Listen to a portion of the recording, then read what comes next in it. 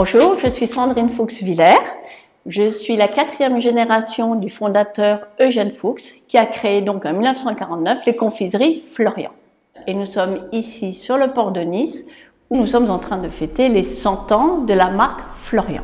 Alors au départ, il y avait des entrepôts qui recevaient donc les fèves de cacao directement d'Afrique et transformaient la fève de cacao pour en faire de la pâte à chocolat. Donc c'était vraiment, en 1821, c'était des entrepôts. Ensuite, ça a été démoli et on a créé un immeuble. Et c'est à ce moment-là, en 1970, que ma famille a acheté cette confiserie qui s'appelait donc déjà la confiserie Florian. Et c'est cette marque-là qui a 100 ans cette année. Vous pouvez venir visiter, voir nos ateliers, on partage, on vous montre, on vous fait goûter et si vous aimez ça, ben vous achetez, tout le monde est content.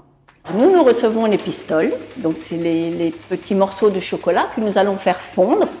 Nous allons transformer dans nos ateliers environ 5 tonnes de chocolat par année, ici à Nice, et nous allons les transformer soit en sucettes, on fait à peu près 20 000 sucettes par année, des sucettes au chocolat. Nous faisons 47 000 tablettes au chocolat, et ensuite nous faisons le chocolat enrobé. On va faire un intérieur qui va être enrobé de chocolat blanc, lait ou noir. Et pour le conserver au mieux, est-ce qu'il y a des trucs?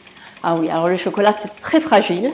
On ne doit pas mettre son chocolat au frigo, même pas dans le bac à légumes, parce qu'en fait le chocolat noir notamment, c'est là où on va vraiment voir la différence, c'est que s'il prend l'humidité ou le froid, le beurre de cacao va remonter à la surface et votre chocolat il va être mat et pas très brillant. Le goût n'en sera pas altéré, mais il sera moins joli à offrir. Qu'est-ce qui séduit le plus le client quand Alors je vais vous dire, l'atelier des bonbons, c'est un atelier magique. Et ça sent bon, il y a les couleurs et en 10 minutes, vous allez voir l'eau, le sucre et le glucose et toute l'étape. Et au bout de 7 minutes, vous avez le bonbon qui est réalisé devant vous.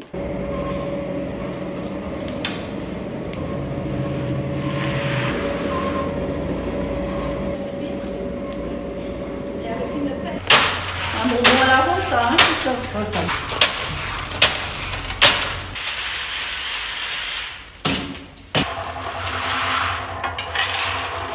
C'est magnifique, ça sent bon. Je vous assure, il faut venir me voir.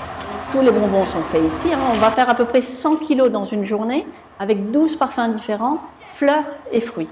Et on va partir de la couleur la plus claire jusqu'à la couleur la plus foncée. Donc si vous venez tôt le matin, vous aurez du jasmin. Mais si vous venez en fin d'après-midi, vous aurez la menthe. Et ça pique, ça vous fait pleurer. C'est superbe. Vos premiers souvenirs d'enfants liés à cette entreprise familiale, ce serait quoi? Alors je vais vous dire, ce sera les fleurs fraîches que nous recevions en quantité et qu'on transformait.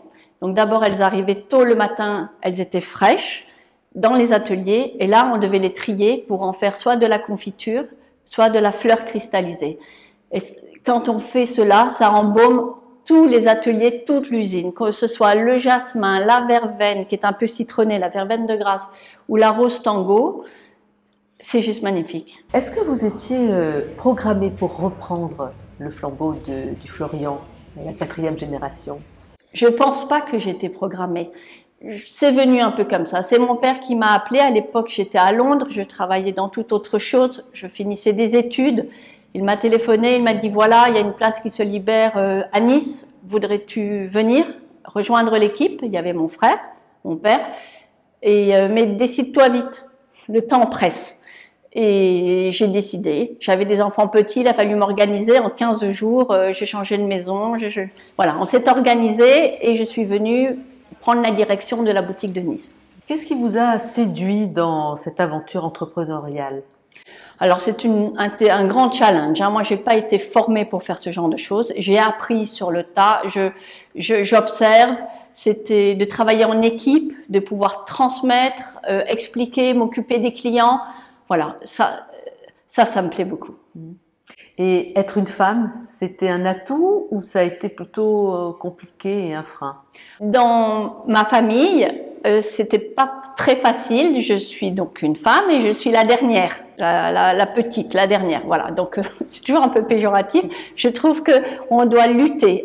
Il faut être meilleur que les autres. Il faut être plus dynamique, énergique pour arriver à faire mieux que les autres. Qu'est-ce que ça vous apporte sur un plan personnel? Ça m'a permis de m'épanouir. J'ai un contact avec les clients que j'aime beaucoup. J'ai perdu mes grands-parents tôt, j'ai perdu ma maman. Ma clientèle, c'est souvent quand même des personnes un peu âgées. J'aime leur parler, j'aime me rendre utile. C'est un service que je vends. Je ne vends pas que du chocolat. Le chocolat, vous pouvez l'acheter partout. Ici, c'est un contact, c'est un bien-être. Vous faites les expéditions, les spécialités. Il y a un véritable échange. Et ça m'apporte énormément. Nous avons plusieurs produits phares. Je dirais que le tout premier, c'est la clémentine confite. Donc, c'est le fruit entier qui a été recuit pendant 45 jours, qui est gorgé de sirop.